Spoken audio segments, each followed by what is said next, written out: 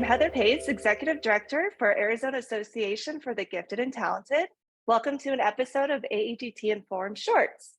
I am so pleased to be here today with April Michele, Executive Director for Future Problem Solving Program International, so she can inform us on this wonderful program opportunity.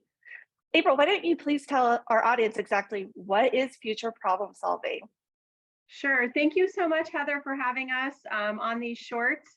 I'm very excited to meet the Arizona gifted community and share what future problem solving does. Future problem solving was created in 1974 by creativity pioneer Dr. E. Paul Torrance. So if you've studied gifted education, you've likely come across his name and his work. But he realized that students needed a process to really focus on their creativity, but also their critical thinking, specifically when looking at the future. I know many of us with gifted learners, the students will jump on the television, they'll read about something, they'll watch a video about something happening around the world, and it hits close to their heart. And they can't stop thinking about it and they want to make a difference. That's what our program does. The students study things like drones and e-waste and robotic workforce, and then they go through the 6-step process thinking about what those problems might look like in the future. Well, that's great. And actually, I just read an article recently that employers for the future are going to be looking more for critical and creative thinkers when they're hiring. So it's so important to teach our children this now so that when they're moving into the workforce later, they'll have those skills. So that being said, how do our members and their children or their students get involved in future problem solvings in Arizona? So we have a virtual program. It's called the Open Affiliate. So in areas without an official program, such as Arizona, we had a very strong program there for many years. But right now, students in Arizona can participate through the international office, and we're located here in Melbourne, Florida. We have videos, we have resources for coaches and teachers, and we have a custom built online platform where students can work through the process, they can collaborate virtually, they can submit their work. We share it with evaluators who give the students not just a score. We use a rubric for our assessment strategies that gives the students really authentic feedback. And the evaluators themselves often give somewhat coaching tips in their feedback. Please remember to include this rationale, or please remember that a cause and effect situation is in place. If students aren't interested in the virtual option, we have downloads that they can use with their team. They can sit at a table, they can write out the process, their thoughts together, and then you simply would scan their work and it would be evaluated on the system. Oh, wow, that's really neat. If you mentioned there's not an affiliate program in Arizona, is that something that could potentially get started in the future? Always. We'd love to bring Arizona future problem solving back. It was very strong, as I mentioned, for several decades. And unfortunately, the director retired. So we're always looking for a way. It's really energizing when there is a local program. The kids can meet face to face. There's regional competitions, and then they could move into the state level competition. And then those champions of the state level are invited to the international conference.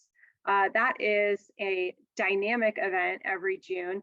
I call it exhaustingly wonderful. When you have nearly 2,000 of your best and brightest students from around the world. So most of the states in the United States, and also up to 14 different countries we've had. So they get together, they talk to each other. There's just this positive energy like nothing I've ever experienced. These kids are ready to lead communities, countries, and the world of the future. So it really is a program that gives kids tools for the rest of their life. Yeah, that sounds great. So it looks like we need to find ourselves a director. I love the in-person benefit of this program. So speaking of benefits, and I know you've touched on this a little bit, what are some benefits that you'd like to highlight for the students that participate in this?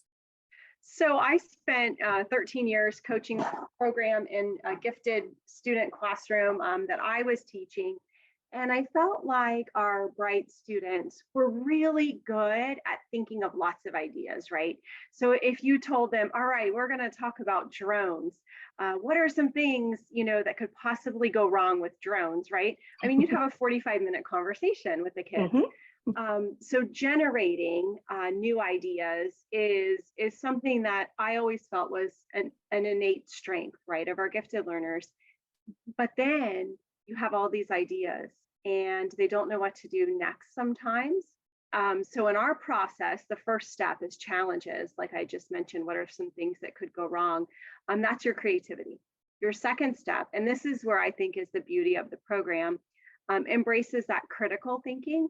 So the students now must look at all those challenges that they just came up with. They brainstormed lots of different ideas. They have to start making some decisions. Okay, which one of these is going to have the biggest impact? And which one of these can we come up with possible solutions? So throughout the 6 steps, they have those big divergent thoughts. Then they apply the critical thinking. They have to converge all those thoughts, make some judgments, make some decisions.